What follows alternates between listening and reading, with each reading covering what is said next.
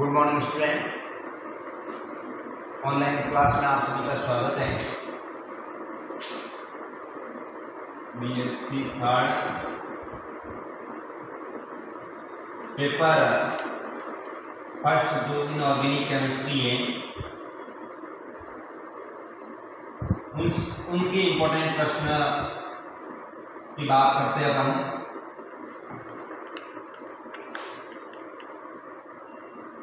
Explain the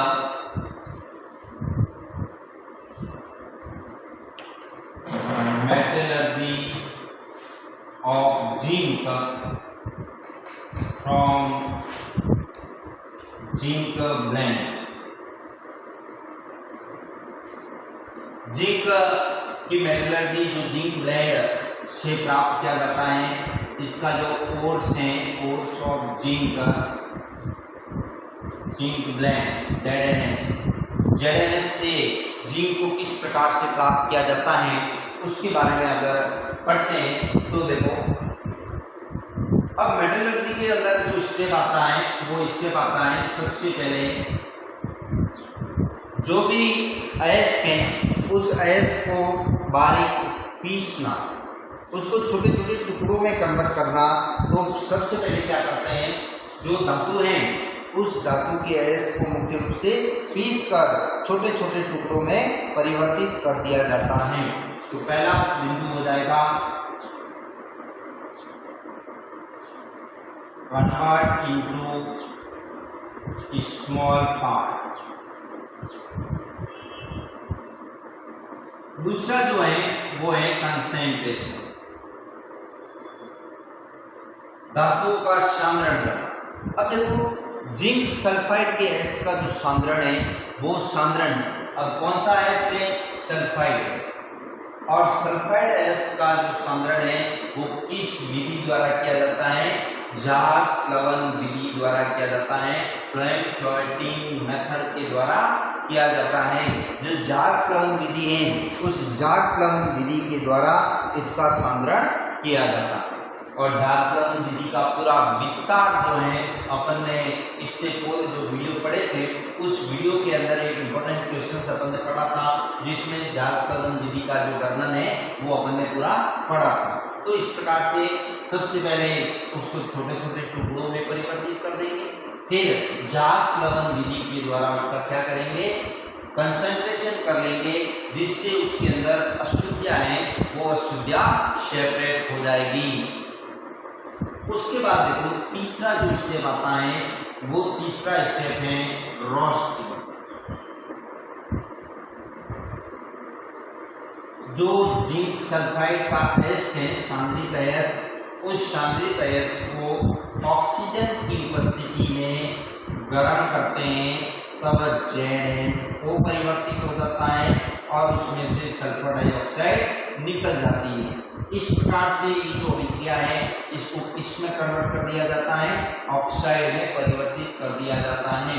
तो third step जो है उसमें अयस्क का वर्जन करते हैं, और वर्जन किसके द्वारा किया जाता है, इस रोस्टिंग मेथड के द्वारा, जो है वायु के आधिक्य में उसको गर्म करके किया जाता है, जिससे ये इसमें परिवर्तित हो जाता है, ऑक्साइड में परिवर्तित हो जाता है। अब देखो वर्जन की जो प्रक्रिया होती है उस प्रक्रिया के अंदर इसके अंदर और कोई अम्लीय अगर अशुद्धियां प्रेजेंट हो तो उसके अंदर क्षारीय जो गालक हैं उसको मिलाया जाता है, जैसे कि कैल्शियम ऑक्साइड है।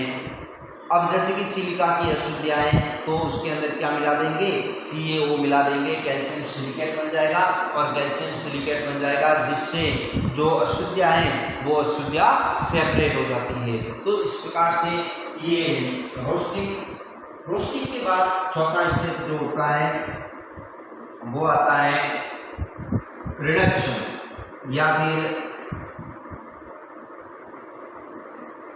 रिडक्शन, अपक्षय।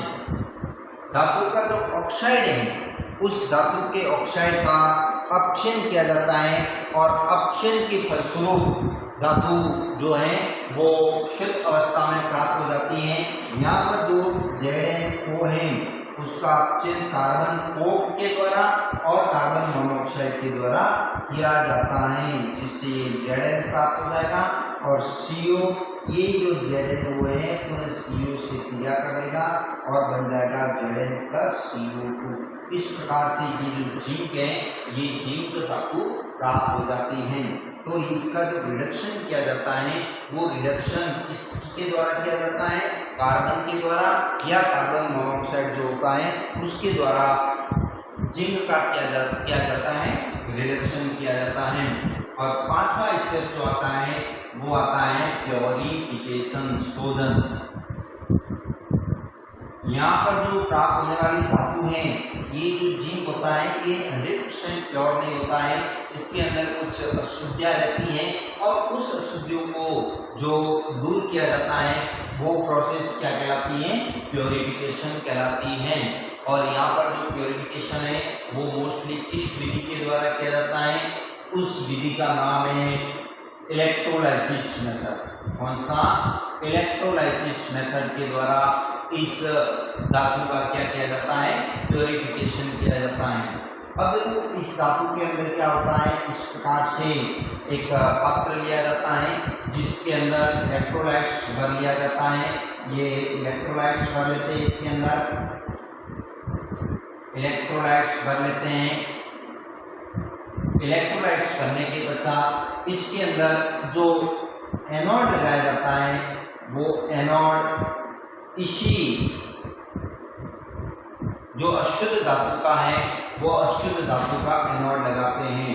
अशुद्ध धातु जो है ये इम्प्योर मेटल, उस इम्प्योर मेटल का एनोड लगाया जाता है। और जो कैथोड बनाते हैं ये कैथोड पतली धातु का एक शुद्ध, ये इस प्रकार से कैथोड जो है प्योर मेटल का कैथोड बना लिया जाता है। ये इस प्रकार से फिर इसको क्या कर देते हैं, इस प्रकार से एक बैटरी के द्वारा जोड़ देते हैं और जोड़ के परिपथ को पूर्ण कर लेते हैं। जब इसमें धारा प्रवाहित होती है तब जो अशुद्ध जिंक है ये Zn है, ये किसमें कन्वर्ट हो जाता है, Zn2+ में, और उसमें से 2 इलेक्ट्रॉन निकल जाते हैं। ये प्रोसेस किस पे होती है, एनोड पर होती है। अब ये Zn+2 आयन जो है ये धातु की जो पट्टी है ये अशुद्ध धातु की, ये धीरे धीरे गलती जाएगी। Zn+2 आयन किसमें आ जाएंगे, विलयन के अंदर। कैथोड पर क्या होगा, ये जो विलयन में उपस्थित Zn2+ आयन है ये वापस क्या करेंगे, इलेक्ट्रॉनों को ग्रहण करेंगे और किसमें कन्वर्ट हो जाएंगे, Zn सॉलिड में कन्वर्ट हो जाएगी। और ये जो Zn है वो कहाँ पर इकट्ठी हो जाती है, इस इलेक्ट्रोड पर धीरे धीरे यहाँ इकट्ठी हो जाएगी। और इस प्रकार से ये कैथोड वाली जो छड़ है वो धीरे धीरे इसकी मोटाई बढ़ती रहेगी और ये जो छड़ है अशुद्ध वाली ये धीरे धीरे गलती रहती है। तो इस प्रकार से जो जिंक धातु का शोधन है वो इलेक्ट्रोलाइसिस मेथड के द्वारा किया जाता है। और इस प्रकार से ये जो जिंक प्राप्त होता है ये बिल्कुल कैसा होता है, प्योर होता है, बिल्कुल शुद्ध जिंक प्राप्त होता है। तो इस प्रकार से जिंक के शोधन की जो प्रक्रिया है वो एग्जाम में बहुत बार पूछते हैं।